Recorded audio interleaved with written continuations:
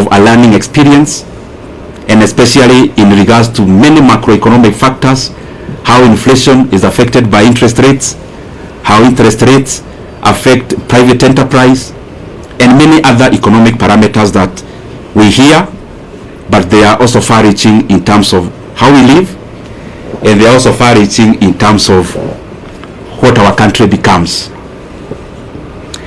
And by the way, out of that experience, in the year 2023, I realized I also needed to upgrade a little bit, because I singularly found that our country, yes, have many challenges, but the overarching challenge that we face as a country are economic challenges in nature. And given the chance I was serving in as the chairman of budget committee, I decided to also go back to school. I actually started pursuing 2 master's degrees together. One in KU, Master of Economics in Public Policy, and the other one in the University of Nairobi, that is Masters of Arts in Economics.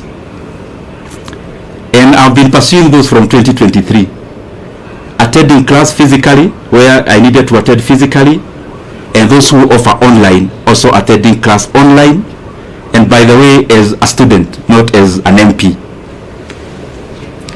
And I decided to do that because I also wanted to deepen my knowledge in the economic platform.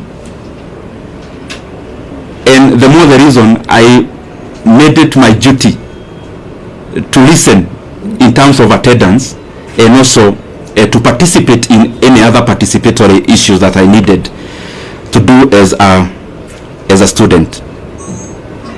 And gratefully, I am actually done with coursework. I am now doing the projects, both of them together, and by the grace of God, I may graduate this year. I am not talking about myself when I talk about going back to school. It is basically because the motivation of pursuing those 2 actually came out of quest to know better, so that the decision I continued to make are optimal, objective, and especially based on things that then would make our country move forward, especially given the pivotal position which I was serving in. And if you look at this table around here, these 2 shelves is actually classwork. All this you see around here, these are issues around classwork. And I was doing it again, and I'm repeating, because I thought and I still believe even now that it is important that even as we serve in our specific capacities, that we continue to also develop ourselves, to sharpen ourselves, so that we can be making more efficient decisions as leaders. So in a nutshell, I have been very, very, I should be very grateful, and I have been very honored by the Kenyan people to have served in that capacity, and especially when our country really needed us to do what we needed to do. Just as snapshot of so that you understand where I'm coming from. This position is very involving, and I am sure many of you have covered us before. Sometimes sleeping in this office, leaving here very early in the morning. Not just myself, also the members of the members we were serving with. But it was also an experience also to learn and know Kenya. There are things we used to do called public participation, where we would choose. We started with 12, we ended up with 20 counties every year, where we would allocate some retro money, actually 100 million per county, and we would then go there to ask Kenyans what they would prefer that we prioritize. The last one, I was privileged to actually travel all the way to Madeira and interact with the people of Mandera, and I am glad that I have had many of such experiences to also relate what we do on the table and how that is far-reaching and how that affects the lives of the Kenyan people. For example, there when we went, the leaders were very categorical.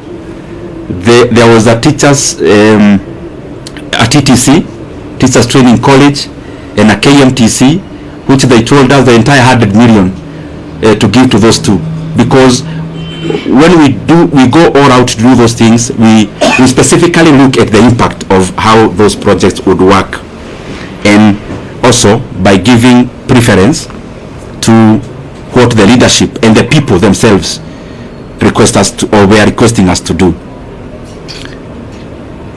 Having said that, also for perspective's sake, and